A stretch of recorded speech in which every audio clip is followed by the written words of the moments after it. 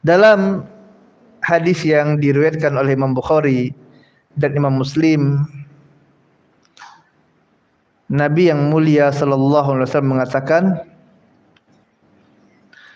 al-anbiya'u ikhwatun li'allatin ummahatuhum syatta wa dinuhum wahidun. Para nabi itu, kata Rasul kita Nabi Muhammad sallallahu alaihi wasallam, para nabi ikhwatun li'allatin. Mereka adalah saudara satu bapak dan lain ibu. Ummahatuhum syatta wa dinuhum wahid.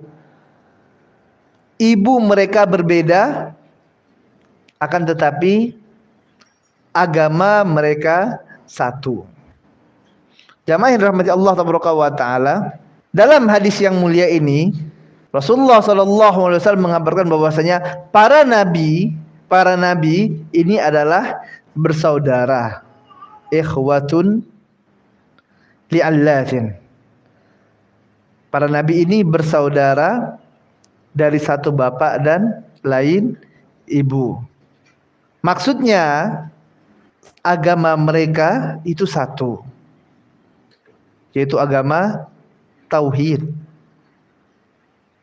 Adapun ibu mereka berbeda, maksudnya kata para ulama adalah syariat mereka yang berbeda-beda.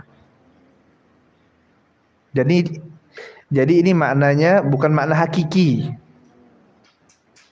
Akan tapi yang dimaksud dengan ibu mereka berbeda-beda adalah ibadah dan syariat para nabi dan rasul ini, para rasul utusan Allah Taala ini yang berbeda-beda. Sebagaimana firman Allah Taala, likulli ja'alna minkum sir'atan wa minhaja. Setiap kalian, kata Allah Taala, kami jadikan bagi mereka syir'atan, syariat, wa minhaja, dan manhaj, jalan. Dalam surah Al-Maidah ayat 48. Setiap kalian, yaitu para nabi dan rasul tadi, Allah berikan syariat dan manhaj yang berbeda-beda pula. Maka tidak heran apabila kita dapati syariat yang ada pada zaman Nabi Musa alaihi salatu wassalam berbeda dengan syariat yang ada pada zaman Nabi Isa alaihi salatu wassalam. Syariat yang ada pada zaman Nabi Ibrahim alaihi salatu wassalam berbeda dengan syariat yang ada pada zaman Nabi Muhammad sallallahu alaihi wasallam. Syariat yang ada pada masa Nabi Sulaiman berbeda dengan syariat yang ada pada masa Nabi Isa alaihi salatu wassalam. Syariat mereka berbeda-beda antara satu dengan yang lainnya. Dan tentu Allah Taala memiliki hikmah dari pensyariatan tersebut. Allah Ta'ala yang lebih mengetahui bagaimana keadaan kaumnya, bagaimana masanya, bagaimana karakter dari kaum ini, bagaimana zamannya. Allah berikan syariat yang Allah Ta'ala tentu memiliki hikmah dari apa yang Allah Ta'ala turunkan tersebut. Dan ini pasti yang terbaik. Ini syariat, jamaah rahmati Allah Ta'ala. Contoh misalnya tayamum. Tayamum ini disyariatkan untuk umatnya Nabi Muhammad sallallahu alaihi wasallam. Adapun umat selainnya maka tidak ada syariat tayamum bagi mereka. Dalam suatu hadis Nabi yang mulia sallallahu alaihi wasallam mengatakan, wa ju'ilat li al-ardu masjidan wa tahuran. Dan dijadikan bagiku al-ardu, bumi itu, tanah itu, masjidan wa tahuran, sebagai masjid tempat sujud, wa tahuran, dan tempat untuk bersuci. Allah jadikan bumi yaitu tanah sebagai masjid dan tempat untuk bersuci bagi umat Nabi Muhammad sallallahu alaihi wasallam. Tanah sebagai masjid maksudnya adalah untuk umat Muhammad sallallahu alaihi wasallam, syariat yang dibawa oleh Nabi Muhammad sallallahu alaihi wasallam ini kita boleh solat dimanapun di atas permukaan bumi Allah Taala ini. Artinya sewaktu kita safar di dalam perjalanan, kemudian kita mendapati masuk waktu solat, kita di jalan atau di tengah padang pasir atau tengah hutan tidak mendapati masjid, maka kita boleh solat dimanapun kita berada. Ini hikmah Allah Taala jadikan bumi sebagai masjid bagi umat ini, bagi umat Muhammad sallallahu alaihi wasallam. Artinya tidak perlu kita harus cari masjid dulu gitu loh. Kalau tidak ada masjid tidak mau sholat, tidak. Karena Allah Taala telah jadikan bagi umat Muhammad sallallahu alaihi wasallam ini bumi sebagai masjid bagi mereka, tempat mereka sujud, boleh mereka sholat ibadah dimanapun mereka berada di atas permukaan bumi Allah Taala ini. Oleh sebab itu Nabi sallallahu alaihi wasallam hadis riwayat Bukhari mengatakan, fa ayyuma rajulin min ummati adrakathu sholatu falyusalli, dan siapa saja di antara umatku, kata Nabi yang mulia sallallahu alaihi wasallam, apabila dia dapati waktu sholat dimanapun dia berada, baik itu dia di jalan ataupun dia di tengah hutan, di gurun pasir, dimanapun, falyusalli, maka hendaklah dia sholat. Ini subhanallah. Ya, ini Allah Taala jadikan bumi sebagai tempat sujud. Dan ini tidak berlaku bagi umat yang selainnya. Mereka apabila ibadah, mereka harus ke ma'bad mereka, ke tempat ibadah mereka.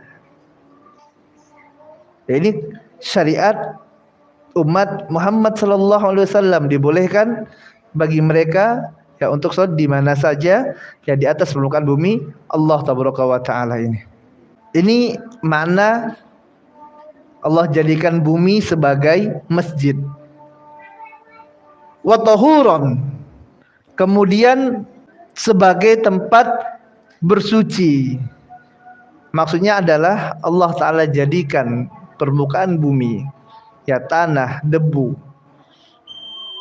boleh digunakan untuk bersuci, yaitu tayamum apabila di sana tidak didapatkan padanya air.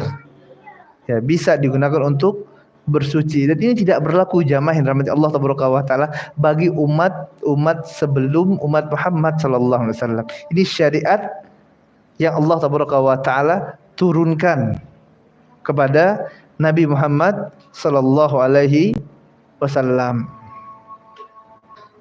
Contoh lain misalnya terkait halal haram. Misalnya bagi umat Muhammad sallallahu alaihi wasallam ini, syariat Muhammad sallallahu alaihi wasallam ini yang dibawa oleh Nabi Muhammad sallallahu alaihi wasallam, dihalalkan ghanimah. Apa itu ghanimah? Harta rampasan perang. Rasulullah sallallahu alaihi wasallam mengatakan, wa uhillat lil maghanimu wa lam tahilla li ahadin qabli, dan dihalalkan untukku ghanimah dan tidak dihalalkan bagi satupun umat sebelum umatku. Ya, sebelum Nabi Muhammad SAW tidak ada nabi-nabi yang dihalalkan ghanimah. Jadi kalau ada harta rampasan perang tidak boleh mereka ambil dahulu. Ya, umat-umat sebelum umat Muhammad sallallahu alaihi wasallam. Adapun untuk umat ini, syariat Muhammad sallallahu alaihi wasallam ini, maka dihalalkan ghanimah, harta rampasan perang, baik itu senjata, emas, bahkan tawanan perang. Bisa dijadikan sebagai budak dan halal untuk kaum muslimin. Tapi perang ya. Jangan sembarangan jadikan orang budak. Oh ini budak nih katanya kan. Kemudian ya dia turuti hawa nafsunya untuk apa? Menghalalkan zina. Ya, ini jelas salah. Adapun budak yang dibenarkan dalam syariat Islam adalah budak yang dapat dari peperangan antara kaum muslimin dengan orang-orang kufar. Ini dihalalkan. Ya, bukan yang selainnya. Dan tentu terdapat aturan-aturan di dalamnya. Ya, bukan sembarangan. Ini bagi umat Islam. Adapun bagi umat selain dari umat Islam, umat sebelumnya, maka tidak ada satupun dari mereka yang dihalalkan ghanimah ini. Maka apabila mereka mendapati harta rampasan perang yang banyak, ada emas, ada binatang ternak, ada tawanan-tawanan perang, ini haram bagi mereka. Berbeda dengan umat Islam. Ummahatuhum syatta. Ibu-ibu mereka berbeda. Maksudnya apa? Syariat mereka yang berbeda-beda para nabi tersebut. Wadinuhum wahidun, yaitu agama mereka satu, agama Islam. Islam secara umum, Islam yang merupakan agama seluruh nabi dan rasul. Yang Allah katakan walaqad ba'atsna fi kulli ummatin rasulan an i'budullaha wajtanibut taghut. Yang dakwah mereka mengajak manusia mentauhidkan Allah dan menjauhi taghut. Ini semuanya walaupun syariatnya beda-beda tadi. Ada yang dibolehkan tayamum, ada yang tidak. Ada yang dibolehkan dulu sujud penghormatan. Ada yang tidak. Ada yang dihalalkan harta rampasan perang, ada yang tidak. Syariatnya berbeda.